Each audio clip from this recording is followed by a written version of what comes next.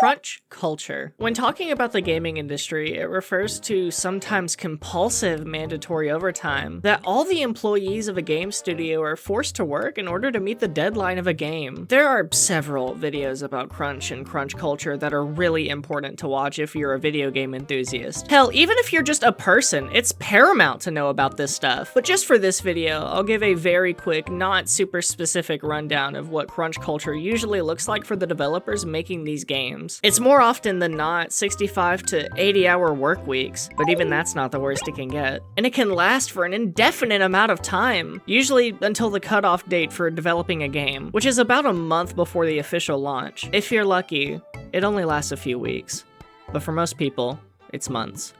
Sometimes longer. And while, yes, they are getting paid to work Sheen sweatshop hours, it doesn't make it okay. Not only do they not have a choice to abandon their social life, but some developers are only temporaries hired under contracts, thus meaning that by a technicality, they're not considered full-time employees. So they don't get a lot of the same benefits, the pay rate, and sometimes not even the extra money that you would get from overtime. And it's true that sometimes people are passionate about what they're making. Some may want to stay a few extra hours every night or so just so they can get their game out the door and as polished as possible. But crunch culture isn't that. It's the pure exploitation of people who know how to make video games. And that sucks. And I think that anyone with basic human empathy can recognize how much that sucks. Yet it's so common that we have to use the word culture because it's quite literally just how people think things are. Culture, by one of its definitions, refers to a bunch of people having a shared belief system and a common appreciation of it. We're talking about people working until they become a stress casualty and completely burn out. And in my last video, I briefly discussed Rockstar Games, and more specifically Red Dead Redemption 2. And in it, I make a lot of jokes about how Rockstar is a horrible company to work with, and that their employees work 90 to 100 hour work weeks, and when they try to unionize, Rockstar completely busts it. Which is all true, by the way. Every bit of that is true. Towards the final 6 to 9 months of Red Dead 2's development, employees were forced to put in 70 to 100 hour work weeks. That's at least 10 to 14 hours a day every single day if you don't have any days off. That's even more hours a day if you do. And it's considered one of the greatest games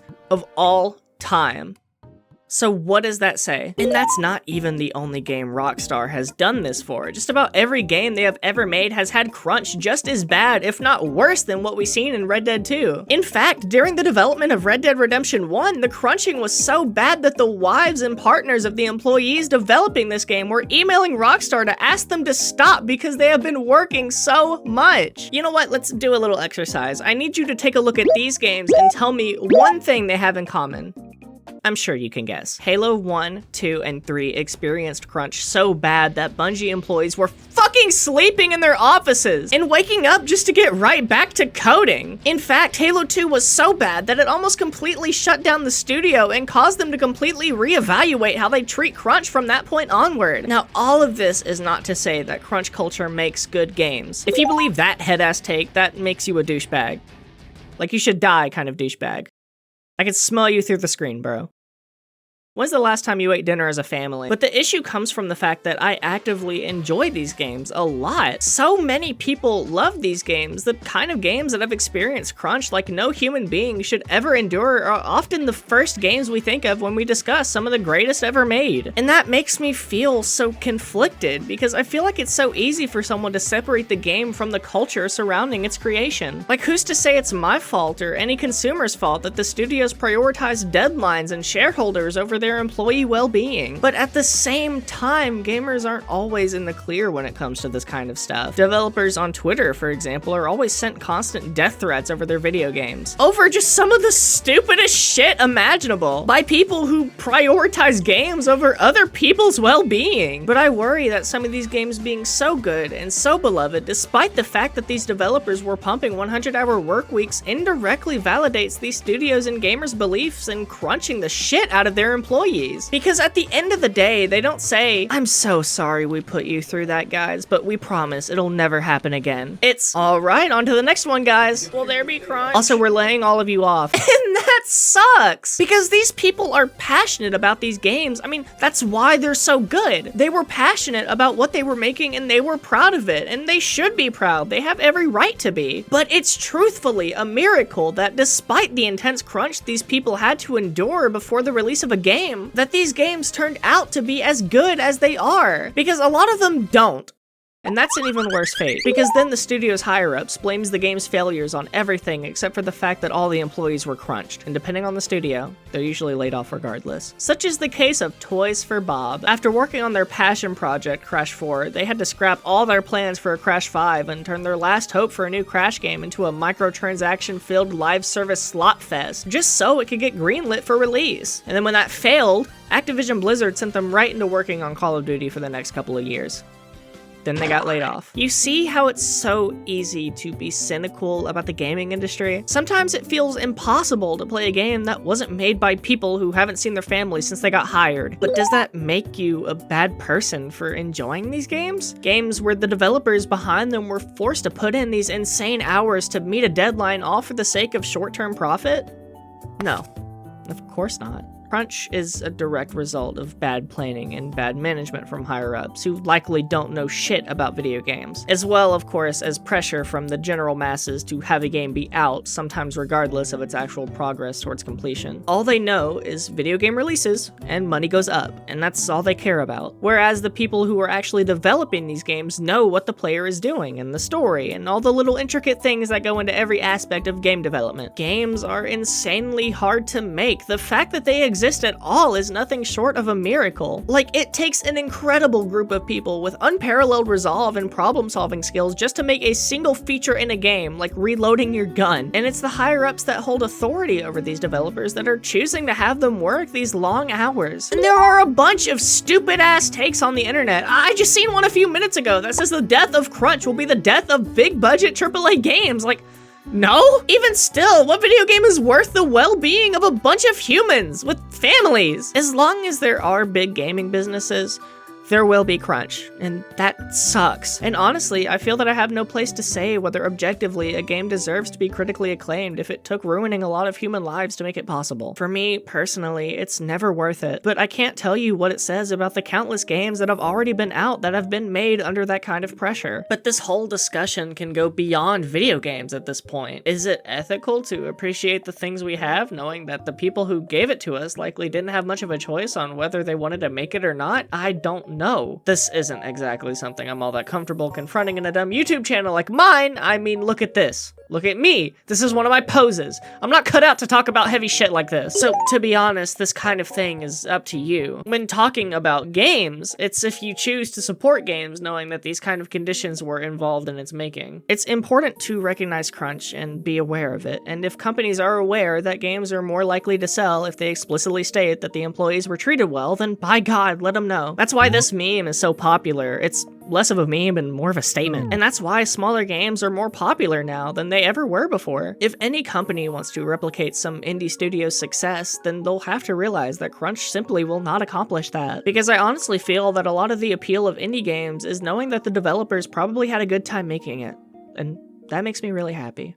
And it's not all doom and gloom everywhere. There are companies that prioritize their employees' well-being. I hate that I have to say that like it's just not the status quo, but a lot of indie studios, for example, treat their employees really well. But even more than that, there's one company that knows how to treat its developers. And coincidentally, they're the most profitable company in all of Japan, and it's Nintendo. They treat their employees so well, they even delay the launches of their games just so their employees don't have to go into crunch. Isn't that amazing? Literally everyone should do that. Although this is a relatively newer development for Nintendo, like really new. There are a ton of people who worked with Nintendo that have horror stories about what they went through to make these games. Sakurai was making Smash Ultimate hooked up to a fucking IV, dude.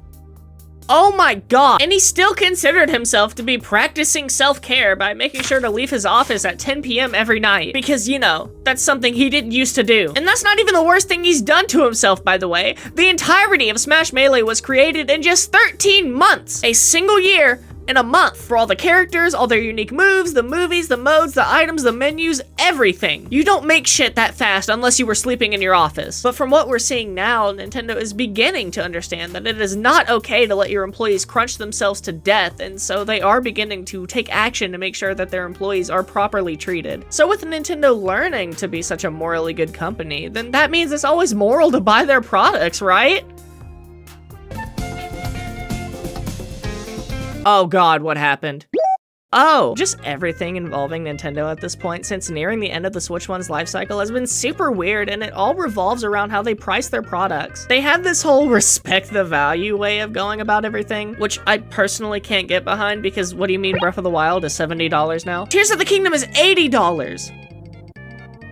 What? The truth is, the pricing of video games and systems and just anything, really, is one of those things where if you feel it is worth it to you, then that's completely your decision. I can't lie and say that it isn't kind of garbage that this game will forever be $80 because Nintendo never puts any of their products on sale usually, but there are alternative ways to get these games for cheaper. For Mario Kart World, if you don't already own the Switch 2, there's the bundle, and it's only $50 more than the Switch 2 by itself, although that is beginning to be phased out now, but it makes me hope that decent Switch 2 bundles will be a common thing for the next few years to come. And as for Breath of the Wild, I mean, come on, this is a Switch 1 game. If you have a decent enough PC, you could buy a Switch 2 and a copy. Hell, you could buy a Wii U and that version of Breath of the Wild for cheap, but you know you have dignity, so why would you ever do that? But buying secondhand is always an option too. Just going on Google and typing in Breath of the Wild and going to the shopping tab nets you some pretty good deals that Nintendo isn't offering. Just buying this and then buying the upgrade pack if you have a Switch 2 is still a bit cheaper than buying the whole thing from Nintendo outright. I'm just saying, these prices are outrageous in my personal opinion, but nobody is forcing you to buy it. You're allowed to complain if the prices are too high for your standards, but whether you buy it or think it's worth it is solely up to you. And that goes with just about anything here. Nobody is a bad person for wanting to play the new Mario Kart, but it's not fair to those who haven't bought it getting called poor.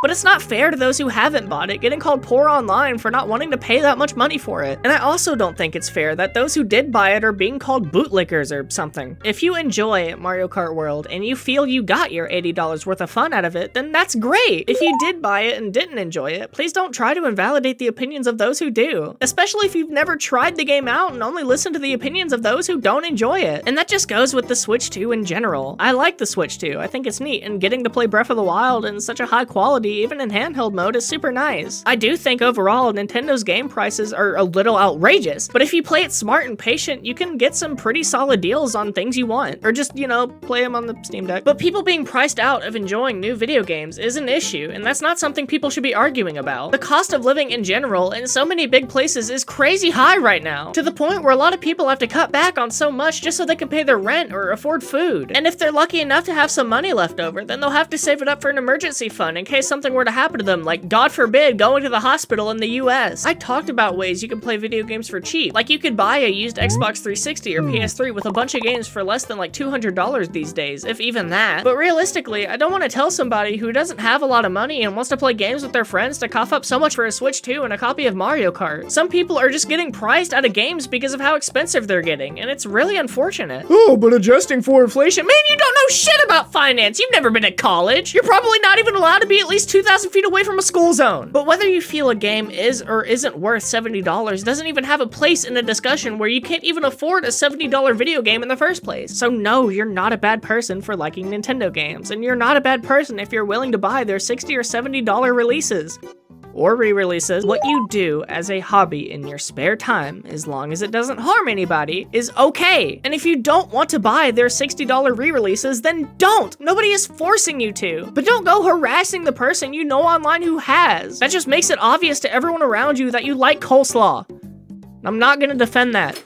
I like coleslaw. You like coleslaw? Yeah. What the fuck? And don't go around making fun of people who haven't bought it because they don't want to spend all that goddamn money. Nintendo recently has been pretty guilty of anti-consumer practices, for sure. And I'm not gonna stand here and deny that. And I personally think that $70 for Mario Galaxy 1 and 2 is a bit overpriced. But Nintendo, without the fans, cannot stay afloat. So if enough fans don't buy whatever they put out because it's too expensive or too anti-consumer, then Nintendo will listen and adjust accordingly so they can keep the lights on in their offices. That's when it's up to you guys to send them that message. privilege without harassing those that buy into the things they feel they will enjoy. I would argue that's much more part of the problem than they are. So, what did we learn from this video? Be nice to each other. Go do whatever the hell you want. Playing Mario Kart World does not make you Hitler. And have fun. Oh, and like and subscribe too. Hi, this is my outro. I usually just thank channel members and then fuck off. With that being said, I want to give a huge special shout out to my channel members because they make literally everything I do better, and they get some cool perks like member-only community posts, as well as maybe occasionally a video early. So I want to give a big special shout out to Elizabeth's Musical, Grimma, and Random Person. You all are amazing. Thank you so much for your support. And yeah, like, subscribe, comment, something, engagement. I don't know. I don't know.